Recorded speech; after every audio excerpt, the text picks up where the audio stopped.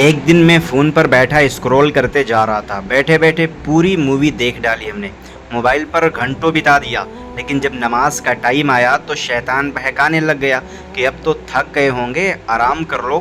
پھر اچانک سے میرے ساتھ کچھ ایسا ہوا، ہم نے موبائل کو سائیڈ میں رکھ دیا اور اپنی آخرت کے بارے میں سوچنے لگا کہ میرا اللہ تو صرف 5 منٹ مانگتا ہے، لیکن میں وہ بھی نہیں دے پاتا، بلکہ ہمیں تو شیطان سے لڑنا چاہیے۔ یہ سمجھ لو کہ یہ ہمارے لیے ایک جنگ ہے کہ ہم شیطان سے لڑیں اور نماز پڑھیں۔ شیطان تو ہر وقت اسی کوشش میں لگا رہتا ہے کہ میں اس کو نماز نہ پڑھنے دوں۔ جو اللہ مجھے کروڑوں کی آنکھیں دیا، جو اللہ مجھے کروڑوں کا دل دیا، کیا ہم اس کے لیے 5 منٹ نہیں نکال سکتے؟